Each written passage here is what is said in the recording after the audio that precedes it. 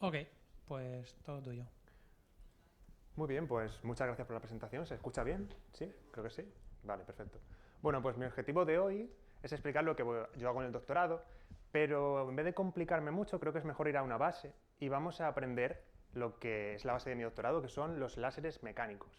¿Vale? A lo mejor esta palabra os suena un poco extraña, pero al final de esta presentación espero que entendáis un poquito a qué me refiero con láser mecánico. Entonces, yo estoy en el departamento de Ingeniería Electrónica y Biomédica, pero no hacemos ni ingeniería electrónica ni biomédica, sino que hacemos optomecánica. Es un pequeño subgrupo, realmente no hay un grupo de optomecánica como tal, pero bueno, este sería mi tutor, con el que hice el TFM y con el que seguí en el doctorado, que está ahí sentado. Y luego, pues, un doctorando, a postdoc, etc. Pues somos un pequeño grupo que hacemos cosas de optomecánica. Vale, pues antes de entrar a hablar de qué es la optomecánica, partamos de qué es un láser, ¿no? ¿Qué es un láser mecánico? Bueno, la palabra láser en inglés básicamente dice que es amplificación de luz por emisión estimulada de radiación. Esto básicamente la propiedad que tiene, o lo más importante es la coherencia. Es decir, un láser al final nos va a permitir emitir una onda electromagnética que tendrá un espectro o una frecuencia muy definida, o un rango de frecuencias. En la práctica, la luz que no es de láser no suele ser coherente, suele ser incoherente. Entonces, el hecho de tener esta extremada coherencia ha sido muy útil para trabajar pues, con experimentos científicos o en un montón de aplicaciones de tecnología. Por lo tanto, la existencia de un láser mecánico pues, podría ser interesante, haciendo un poco de abuso de la palabra, porque la L es de light, pero bueno, ya me entendéis, ¿no? Por lo tanto, lo que vamos a definir como láser mecánico es la emisión coherente, autosostenida y amplificada de fonones, que sería el análogo de los fotones, pero para ondas mecánicas, ¿no? Entonces, al final vamos a hablar de ondas mecánicas en términos clásicos. Muy bien, pero nosotros no trabajamos con elementos ópticos muy grandes, con un sistema muy grande óptico, como podría ser esto, sino que lo que hacemos es comprimimos todo en un chip. A eso se le llama fotónica integrada. Es decir, nos vamos a la escala nanométrica. Y entonces pues, podemos tener chips de esta forma, que más o menos son del tamaño de un dedo, que en caso, este sería el dedo de mi supervisor, y aquí cogen miles de dispositivos optomecánicos, de tamaño más pequeños que una célula. Por lo tanto, es muy interesante a nivel de escalabilidad, porque utilizamos lo mismo que se utiliza en los chips electrónicos, solo que nosotros con luz, con fotónica. Vale, entonces ya estamos preparados para hablar qué es la optomecánica, ¿no? Pero este concepto es muy extenso. Al final, todo lo que involucre luz y oscilaciones mecánicas o un grado de libertad mecánico es optomecánica. Por lo que yo voy a hablarlo desde el concepto de cavidades. Por lo tanto, partamos de una cavidad óptica. Estoy seguro que este sistema lo habéis trabajado mucho en física y al final son dos espejos y solo ciertas longitudes de onda caben ahí. Por lo tanto, si nosotros ahora hacemos un barrido con un láser y vamos cambiando la longitud de onda, pues lo que veremos es que para ciertas longitudes de onda somos capaces de meter luz en esta cavidad. Por lo tanto, vemos una caída en la transmisión. Esto se repite pues, para todas las resonancias, ¿no? Vale. Pues ahora imaginar que añadimos un muelle a uno de los espejos. ¿Qué ocurre? Que ahora este espejo puede oscilar y si se mueve va a cambiar las longitudes de onda que resuenan con esta cavidad. Por lo tanto, al final se traduce en que esta resonancia va a empezar a moverse, siguiendo ese movimiento. Por lo tanto, si ahora nosotros colocamos un láser justo ahí, es decir, en resonancia, cuando esto se mueva, pues nuestra transmisión también va a ir oscilando. Es decir, podemos monitorizar una oscilación mecánica utilizando luz, que es muy interesante gracias a este efecto de cavidad.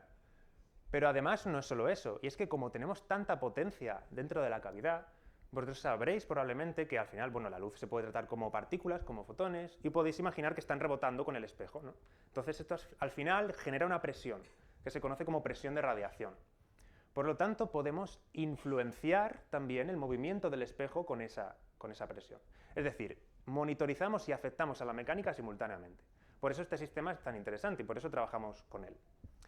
Muy bien. Entonces, ahora el tema es, vale, pero esto parece un poco la fotónica de la que hablaba al principio, de muy, muy grande, y también un poco la que os hablará Nick en free space, ¿no? Como con espejos normales. Pero nosotros tenemos que integrarlo en un chip. ¿Cómo haces un espejo en un chip? ¿Qué es un espejo, no? Parece una pregunta obvia, pero no es tan evidente. Entonces, lo que vamos a utilizar es una cosa que también se ve en la naturaleza, que son cristales fotónicos. Al final el término cristal significa orden, básicamente. Entonces, un cristal fotónico será una estructura ordenada, una estructura periódica que nos permite alterar o modificar las propiedades de la luz. De hecho, eso es lo que pasa, por ejemplo, en las mariposas y en los pavos reales. El hecho de que tengan estos colores tan vistosos es porque en la superficie tienen estas estructuras fotónicas que solo permiten reflejar ciertas longitudes de onda, y por lo tanto son las que tú vas a ver. Vale, pero para poder entender estos cristales necesito hablaros un poquito de teoría de bandas. No voy a entrar en detalle porque no sé ahora mismo en qué punto estáis de la carrera, pero básicamente imaginaros un átomo, ¿vale? Un átomo, un resonador, un pozo de potencial, lo que sea. Un átomo que tiene diferentes niveles discretos de energía, ¿no? Permitidos, ¿no? O frecuencias. ¿Qué ocurre si ahora cogemos dos átomos y los juntamos de forma que ya no son algo individual, sino que interaccionan, ¿no? Entonces lo que va a ocurrir es que se produce un splitting, una separación. Esto ocurre en muchísimos sistemas. Cuando juntas dos resonadores y los haces interaccionar un poquito, suele pasar esto. Vale, ¿y ahora qué ocurriría si en vez de tener dos átomos tenemos infinitos, siguiendo de forma ordenada? Bueno, pues ya no va a ser un splitting, sino que de alguna forma podéis entenderlo como que se superpone todo y vais a tener una especie de banda permitida, es decir, un rango de energías o de frecuencias donde podemos tener estados.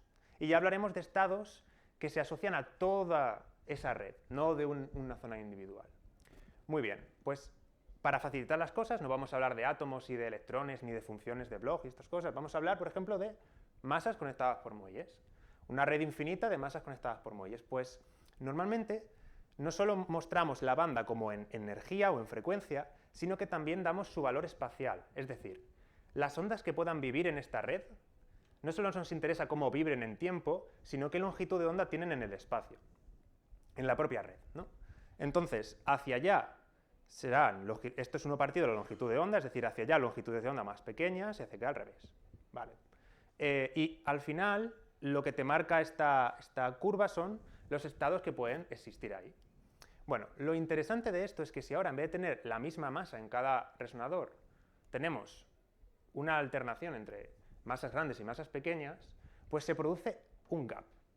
Es decir, ahora hay un rango de frecuencias donde no puede existir una onda. ¿Y esto qué significa? Pues si nosotros mandamos una onda justo a esa frecuencia por aquí, y no puede irse a ningún sitio, y tampoco puede existir aquí, la onda va a rebotar. Entonces, si rebota, es un espejo. Es decir, aquí lo que vamos a tener es un efecto de espejo. Vale, muy bien, pero nosotros no lo queremos para ondas mecánicas. Bueno, sí podríamos quererlo, de hecho lo hacemos, pero estamos hablando de fotónica, ¿no? Entonces lo queremos para ondas electromagnéticas. Bueno, pues al final solo necesitáis hacer la analogía de masa con algo que influencia así en la luz. Pues la constante dieléctrica, por ejemplo, el índice de refracción. Es decir, vamos a hacer una celda unidad, que al final sería como nuestra masa, ¿no? Y nuestro muelle, que tenga variaciones... que tenga una masa pequeña y una masa grande, es decir, un índice de refracción pequeño, un índice de refracción grande, aire y silicio. El silicio tiene un índice de refracción de 3, más o menos, 3,5, y el aire pues de 1. Entonces, si hacemos esto, lo que va a ocurrir es que se va a abrir un gap, es decir, un rango donde nuestra luz no puede propagarse. Vale, pues simplemente esta celda unidad la repetimos y tenemos un espejo. Volvemos a repetirla aquí arriba y tenemos otro espejo. ¿Pero qué hacemos en el medio? Ahora modificamos nuestra celda unidad ligeramente, de forma que uno de estos modos pueda entrar aquí dentro. De esa forma vamos a tener aquí un modo que puede existir en la cavidad, pero no fuera, porque aquí tenemos un gap. Entonces el modo va a estar confinado, tenemos una cavidad. Al final, esto es igual que los dos espejitos que os estaba enseñando al principio. ¿Y dónde está el muelle? Bueno, el muelle está en que esto es una cuerda y está flotando. Entonces, si está flotando, puede vibrar libremente en sus modos fundamentales, sus modos de cuerda, con un antinodo, con dos, los que sean. Por lo tanto, es el mismo sistema. Perfecto, vale, ya tenemos nuestra cavidad actomecánica. Pero ahora bien, si metemos luz, ¿qué vamos a ver? ¿Qué esperamos ver? Bueno, en principio me diréis, si no hay nada, pues no deberíamos ver los modos mecánicos, ¿no? Bueno, en la práctica sí que los vemos. ¿Y por qué es? Porque esta estructura está en contacto con un baño térmico. Esto significa que por el hecho de tener una temperatura, no estamos a 0 Kelvin, pues tenemos vibraciones, por así decirlo, ¿no? Fluctuaciones térmicas. Y al final, ese ruido os lo podéis imaginar como una especie de señal a todas las frecuencias, que tendrá una cierta distribución. Pero ¿por qué solo vemos los modos fundamentales? Pues porque la geometría no puede vibrar a cualquier frecuencia, tiene una forma. Por lo tanto, solo vamos a poder amplificar, por así decirlo, esto en física se conoce como densidad de estados, ¿no? Al final tenemos una densidad de estados en ciertas zonas y aunque tengamos como una ganancia por todo, solo vamos a ver esas, ¿no? Y en la práctica pues tendremos estas frecuencias, pero tienen un cierto ancho, ¿no? Al final están disipando, están cayendo. Vale. Entonces, ¿es esto lo que queremos? Tenemos una oscilación mecánica y la estamos viendo con luz. Pues no. ¿Alguien me sabe decir por qué? Un poco de interacción. ¿Alguien? Bueno, no es lo que queremos, porque os he dicho que para tener un láser mecánico queríamos coherencia. Queríamos una señal amplificada. Esta señal es ruido aleatorio al final. Por mucho que tenga una frecuencia relativamente definida, es incoherente, es estocástica, mejor dicho. Por lo tanto, queremos amplificar esa señal y que sea coherente. Vale, pues necesitamos un mecanismo de amplificación. Y esto es complejo, pero al final quiero que lo entendáis como que estamos trabajando en silicio y por lo tanto cuando metemos luz hay absorción y este material se calienta.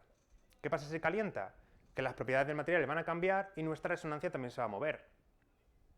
Entonces lo que ocurre, algo parecido a lo que ocurre, es que imaginaos que esto es el láser, ¿no? Pues cuando entramos en la resonancia se calienta y la disparamos. Luego vuelve y la volvemos a disparar. Luego viene y la volvemos a disparar. El tema es que debido a esas distribuciones de carga, de portadores libres, de temperatura, se puede generar una variación periódica de la potencia dentro de nuestra cavidad. A pesar de que nosotros estamos metiendo potencia continua, pero se genera una variación periódica. Entonces, para entender esto mejor, me gustaría hacer un experimento, ¿vale? Con vosotros ahora mismo. Quiero que intentéis empezar a aplaudir cuando queráis, pero que os fijéis en vuestro entorno e intentéis sincronizaros mutuamente. Y hay que intentar llegar a una señal periódica, ¿vale? Parecido a lo que le ocurre a esto. Es un sistema como adaptativo, no lineal, pero puede generar una periodicidad. Entonces vamos a intentarlo. A ver, intentar aplaudir y sincronizaros. Vale, ¿qué fue? ¿Habéis visto? Sois como 50 personas independientes, pero solo por vuestras interacciones con el oído y con la vista podéis sincronizaros, ¿no? Algo similar ocurre aquí. Pero ahora vamos a repetir el experimento, ¿vale? Pero yo voy a generar otra cosa, probarlo, volver a hacerlo.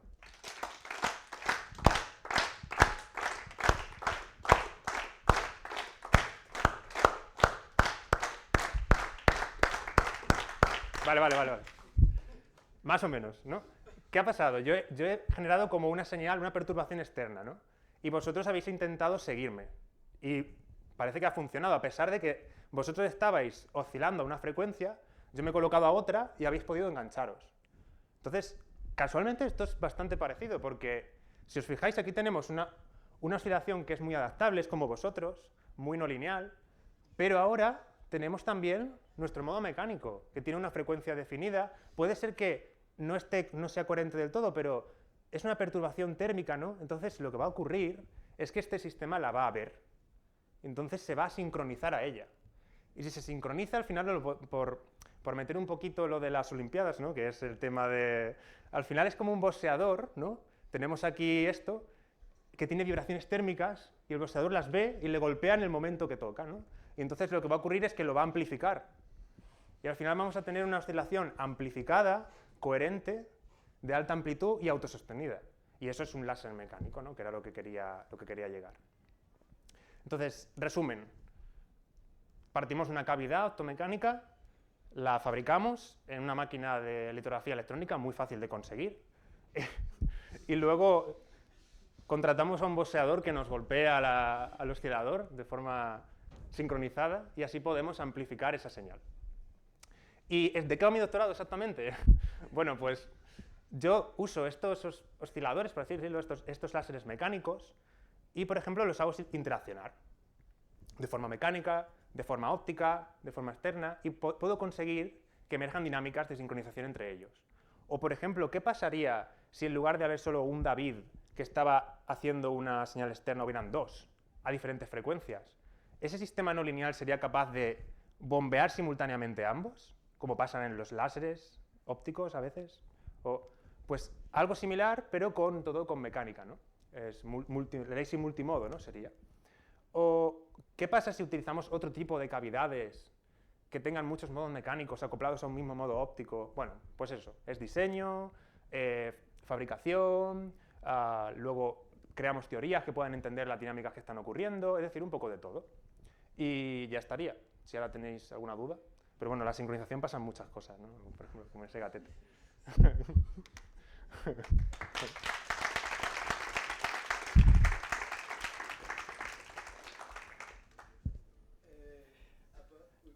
Vale, bueno, pues procedemos a hacer una ronda de preguntas, mientras también cambiamos la presentación.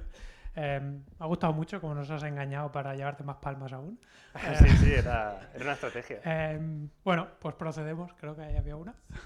Bueno, puedo decirlo muy alto también. Vale. Aparte de que es interesante y está guapo, ¿para qué un láser mecánico? Es la primera vez que oigo ese término. ¿Sirve para algo, digo? También nos lo preguntamos nosotros, a ver. Bueno, al final esto es como una señal muy coherente, ¿no? Y muy definida, que viene definida por tu mecánica, por la forma que tenga. Entonces, en circuitos electrónicos se utilizan, no sé si sabéis qué son los relojes o los clocks. Es una señal como constante que te marca el ritmo de cuándo medir si tu sistema está en un 0 o un 1. Entonces, si ahora vamos a circuitos fotónicos en un futuro, quizá también harán falta esas señales que te mantengan como un ritmo. Además, estas cosas oscilan a 100 millones de veces por segundo, ¿no? Son muy rápidas. Que te mantengan un ritmo como constante a la que medir tu sistema, ¿no? Entonces, una de las aplicaciones podría ser eso. Otra es la de, por ejemplo, transducir una señal óptica a una señal mecánica.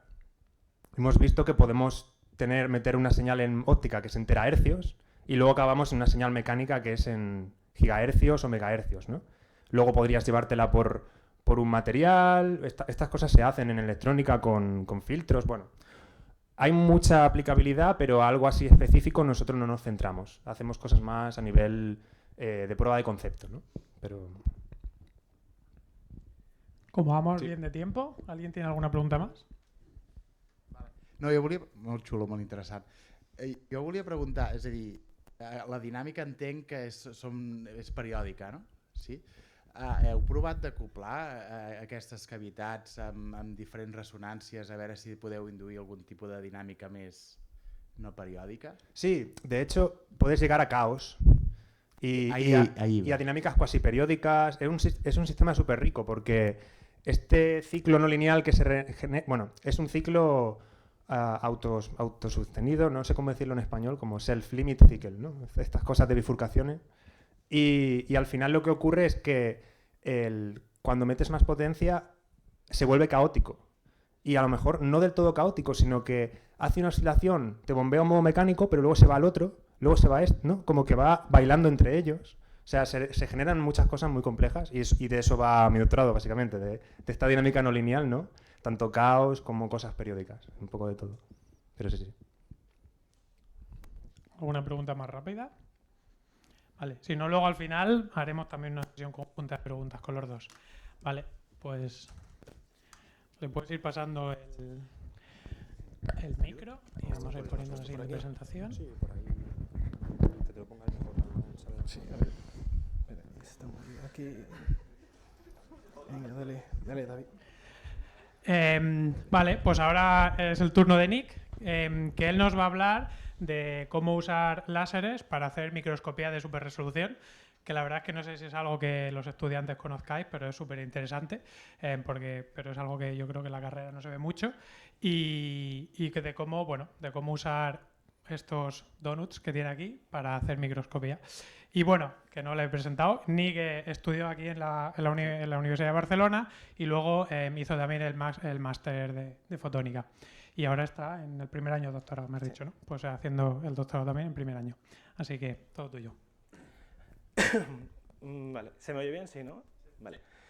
Pues igual que David, mi charla tiene más bien un tono divulgativo y lo que quiero que os quede claro es, bueno, lo que voy a intentar que os quede claro durante la charla es qué es el límite de difracción cuando hablamos de formar imagen, cómo nos limita la resolución y qué triquiñuelas podemos hacer para tener mejor resolución.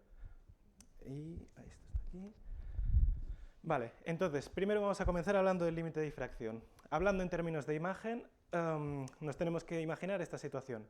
Intentamos hacer imagen de un objeto puntual, el punto ideal, unidimensional. Y este lo he puesto en el infinito para que la imagen se forme en el plano focal. Entonces, si seguimos nosotros la teoría de rayos, óptica geométrica básica, lo que deberíamos ver es un punto unidimensional. Pero ¿qué es lo que pasa? Que en la vida no todo es tan fácil y lo que tenemos es que resolver las ecuaciones de difracción. Entonces, cuando nosotros resolvemos las ecuaciones de difracción, vemos que la imagen de un objeto perfecto no es un punto, sino que es un manchurrote al que le llamamos PSF. Y si la apertura es circular, será el disco de Airy, pero bueno, esto de momento, la imagen de un punto en nuestro sistema óptico real se llama PSF. Y esto es lo que conocemos como el límite de difracción a la hora de hacer imágenes. Entonces, cuando nosotros hacemos imagen de un objeto, el objeto está hecho de puntos y cada punto genera una PSF. Entonces, esto lo que significa es que cada punto de mi objeto va a generar una mancha borrosa. Y esto significa que toda la imagen de mi objeto se va a quedar emborronada por esta PSF. Entonces, esto ya nos está limitando los detalles que podemos ver. Entonces aquí, pues la rana boxeadora tiene aquí 3 manchas negras en el ojo, pero aquí ya no podemos distinguirlas prácticamente. Vale. Entonces, a rasgos generales, nosotros no podemos distinguir las cosas que sean más pequeñas que nuestra PSF, porque si aquí tenemos objetos pequeños, los estaremos iluminando todos a la vez, y además, cuando emitan todos, cada uno emitirá una bola de estas. Entonces quedarán todas superpuestas y no se podrá ver nada. Y esto se puede ver aquí. Si tenemos objetos puntuales y estamos nosotros mirándolos a través de un sistema óptico, sea el que sea, veremos que están emborronados por esta PSF que he dicho antes. Entonces, si los tenemos suficientemente separados, podremos verlos resueltos, como lo decimos, y a medida que los vamos juntando, pues cada vez podemos verlos menos. Esto es el límite de resolución que nos marca la difracción. Y para esto hay diferentes criterios, pero bueno, el más utilizado es el de Rayleigh. Pero bueno, la idea es que al emborronarse la imagen de 2 puntos, no los puedes distinguir a partir de cierta distancia. Vale, y ahora vamos a hablar de fluorescencia. ¿Y por qué vamos a hablar de fluorescencia? Porque la microscopía moderna, aplicada a la biología, utiliza la fluorescencia como agente de contraste. Entonces, la fluorescencia básicamente, en rasgos muy generales, es nosotros iluminamos con una luz de longitud de onda corta, por ejemplo, en este caso el violeta, y nuestro material fluorescente nos devolverá una longitud de onda más larga, en este caso el azul. Y esto es así porque antiguamente, bueno, si uno se pone a mirar tejido biológico, sin ningún agente de contraste, verá que es prácticamente transparente, todo es transparente y no ve nada. Entonces, para analizar muestras biológicas se tienen que teñir de alguna manera. Entonces, antes se hacían con tinciones de tinta, pero ahora, hoy en día, la biología, bueno, los biólogos han mejorado mucho los protocolos y son capaces de marcar las diferentes estructuras con materiales fluorescentes. Entonces, hoy en día lo que se utiliza es la fluorescencia. Podemos podemos marcar diferentes partes de las células con diferentes colores y de esta manera podemos tener mucho contraste de las estructuras que queremos observar.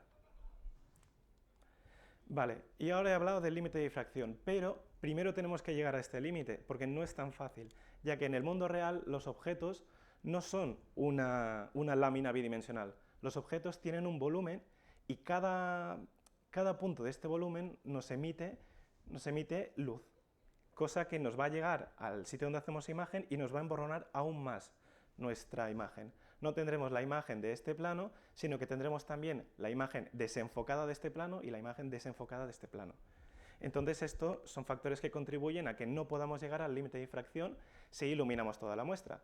Entonces, ¿qué es lo que hay que hacer? Pues no tenemos que iluminar toda la muestra, tenemos que ir punto por punto, iluminando cacho por cacho y así recorriendo toda nuestra imagen, bueno, todo nuestro objeto. ¿Y esto por qué lo hacemos así? Pues porque si iluminamos punto a punto, nosotros podemos filtrar la luz que no queremos. Y esto se hace con la microscopía confocal. Si nosotros iluminamos este punto, la luz verde esta es la que está en foco. Entonces, nos montamos el sistema óptico de manera que aquí tenemos un objeto que se llama el pinhole, que lo que hace es que solo deja pasar la luz que está enfocada en este plano. Porque la luz que no está enfocada en este plano, como esta que va con puntos, no sé si se ve muy bien, enfoca en otro plano. Entonces, la luz estará bloqueada por el pinhole. La única luz que puede pasar a través del pinhole es la que está exactamente en este plano. Entonces, de esta manera ya podemos seleccionar nosotros el plano que queremos hacer imagen y podemos pasar a llegar al límite de difracción.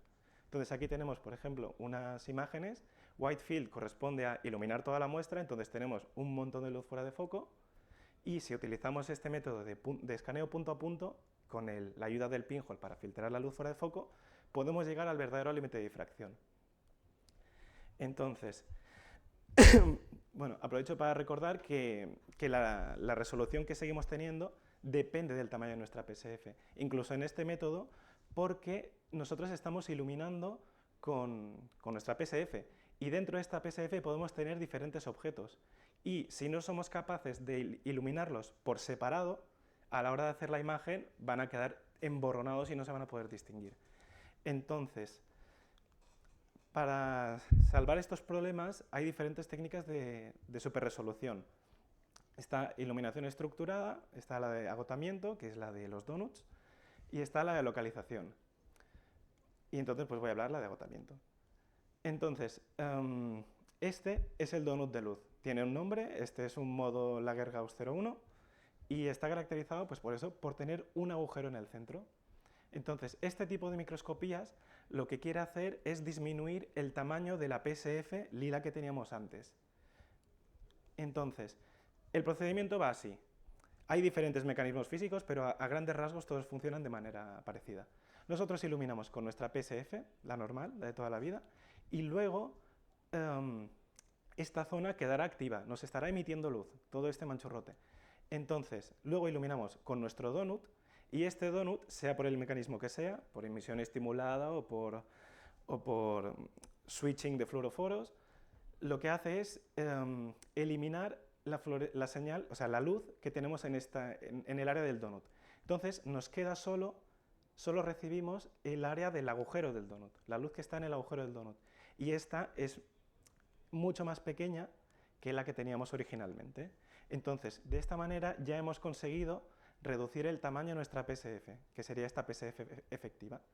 Y esta técnica, en teoría, tiene resolución ilimitada, ya que nosotros podemos subirle la potencia al donut todo lo que queramos y hacer esto todo lo pequeño que queramos. Pero bueno, esto a efectos prácticos no pasa nunca, porque si te pasas subiendo la potencia del donut, al final lo que haces es achicharras tu muestra, la volatilizas. Entonces, a efectos prácticos, esta técnica suele llegar a unos 30 nanómetros, una cosa así, según la muestra. Según lo que aguante la muestra, puedes llegar a más resolución o menos. Y el tamaño de esta PSF generalmente suele estar en los 200 nanómetros. El límite de difracción se dice que está en los 200 nanómetros. Vale. Entonces, ahora, con la misma imagen que teníamos antes, pues podemos ver que teniendo esta PSF más pequeña, pues ya somos capaces de distinguir las diferentes partes de estos filamentos. Y aquí tenemos unos ejemplos de, por ejemplo, un microscopio confocal y el mismo objeto tomado con un microscopio de tipo STED, que es esto de microscopía de agotamiento. Es incluso la original, esta se llevó el Nobel, esta técnica. Y esta es otra imagen también, un poquito más chula. Y bueno, entonces ahora vamos a pasar a los donuts vectoriales. ¿Cómo han salido estos? Pues los donuts de los que he hablado, los que se utilizan comercialmente, son donuts que tienen todos la misma polarización circular, generalmente. Entonces, cada punto del donut tiene polarización circular. Pero, ¿qué problema tienen estos? Que son muy sensibles a las aberraciones. A la mínima que tengas un poco de astigmatismo, el astigmatismo es la que más degrada los donuts, ya pierdes la forma de donut y tienes esto. Aquí hemos perdido la forma del donut, entonces ya solo tenemos superresolución en esta dirección.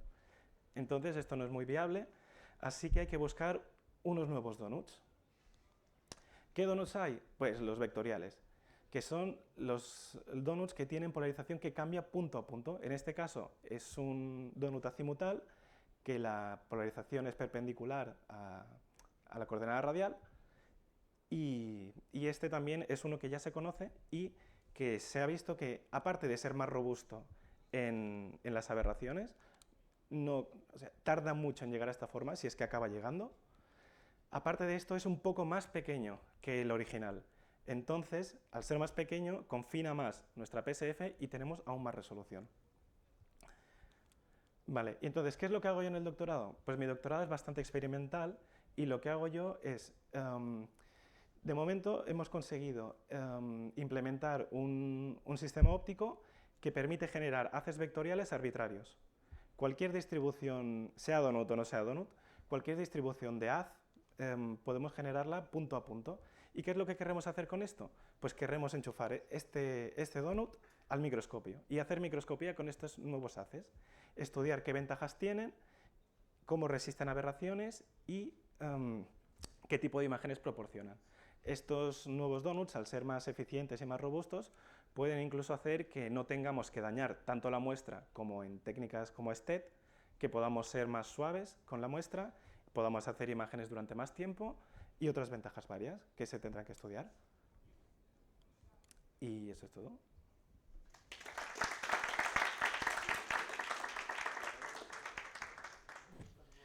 Vale, muchas gracias, Nick. Por desgracia, aquí son todos físicos, porque si tuvieras unos cuantos biólogos, creo que estarían muy contentos igual con tus resultados. Vale, pues procedemos a la sesión de preguntas final. Podéis preguntarles a los dos y me encantaría si tuviera también preguntas de estudiantes de grado. Podemos hacer una cosa, hacer preguntas, porque si no voy a ir yo a preguntaros a vosotros.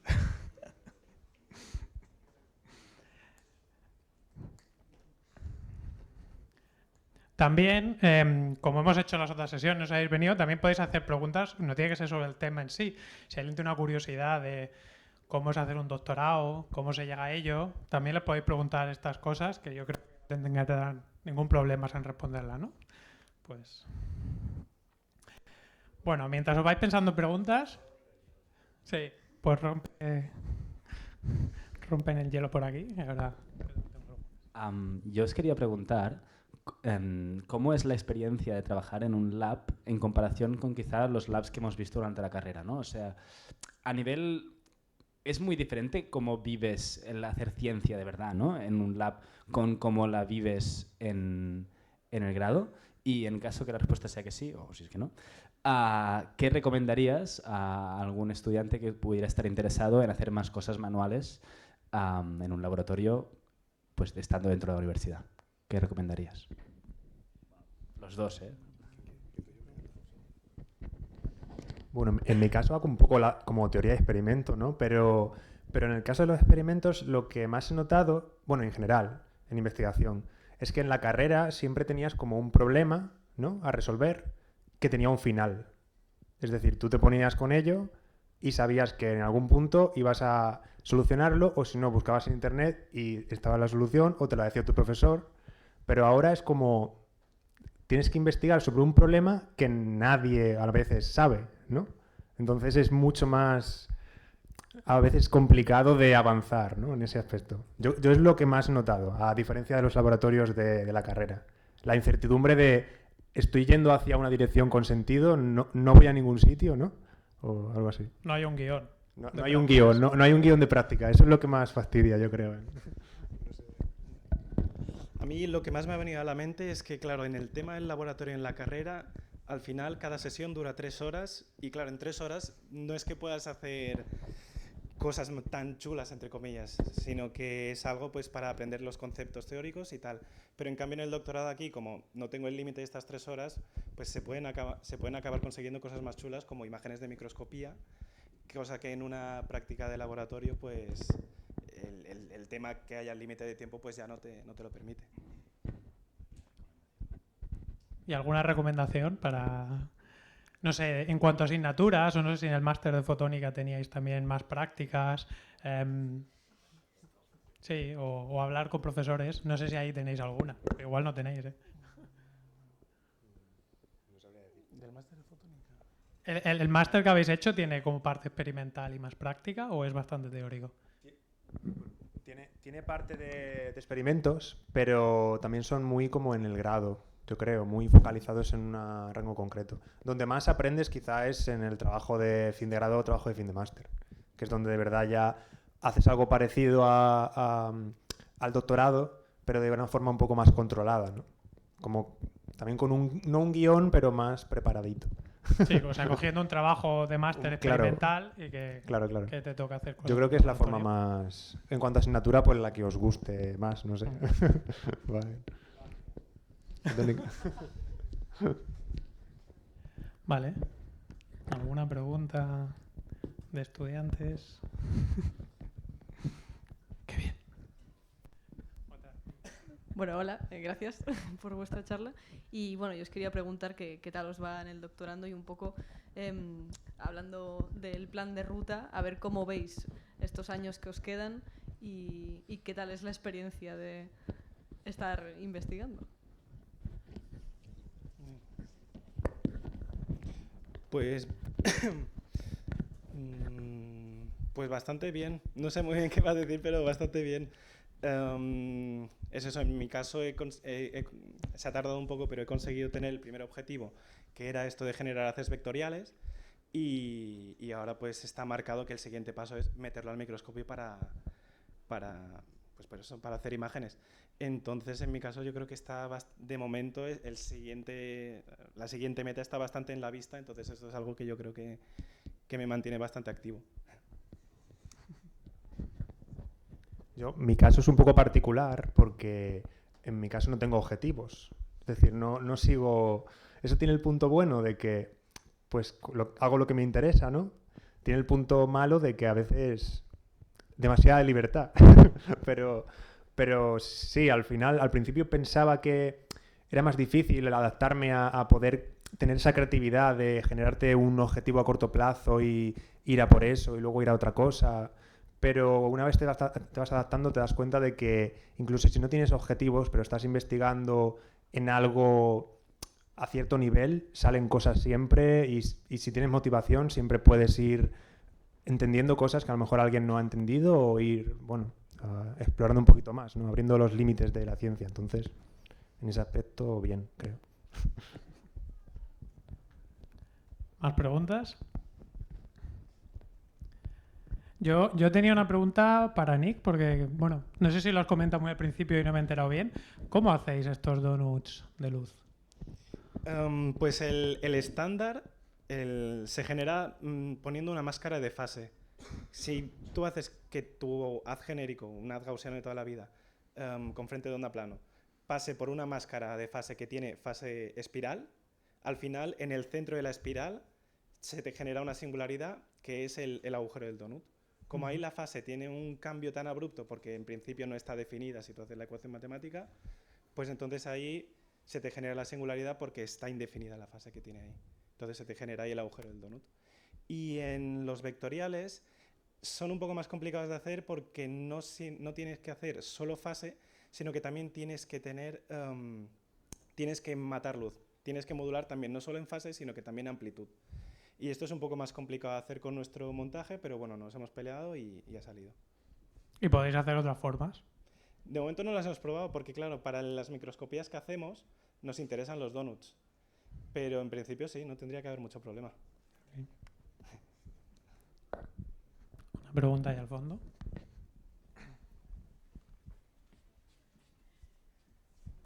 A ver, no sé muy bien cómo plantearla, pero si has dicho que tenías que ir pillando las fotos, entre comillas, de cosas pequeñas muy focales, y el objeto se mueve, ¿no puedes hacerlas?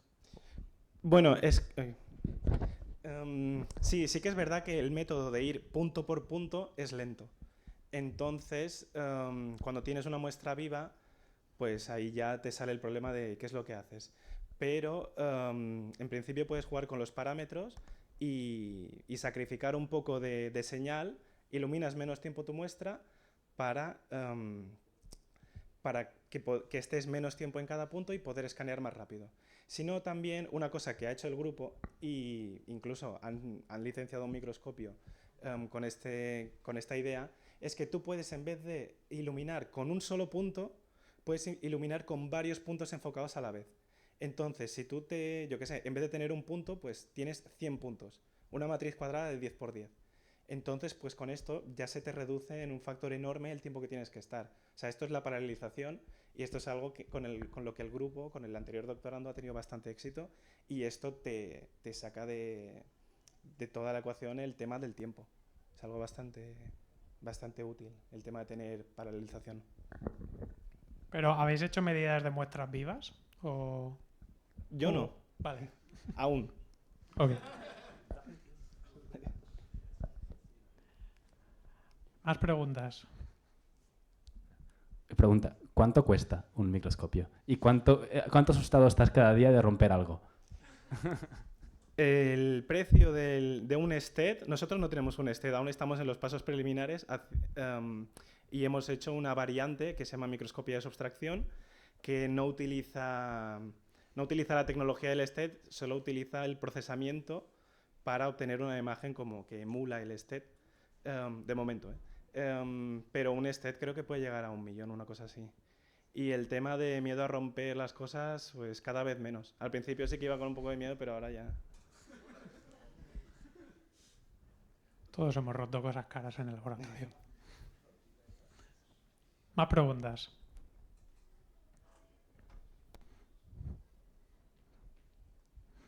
Ok, pues si no hay más preguntas, yo creo que podemos dar un último aplauso a los dos a la vez. Muchas gracias a los dos.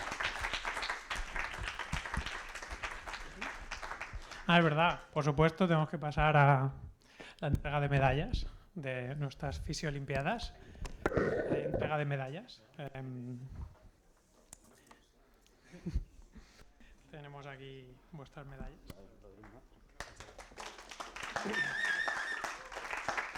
Os pondréis ahí con la foto.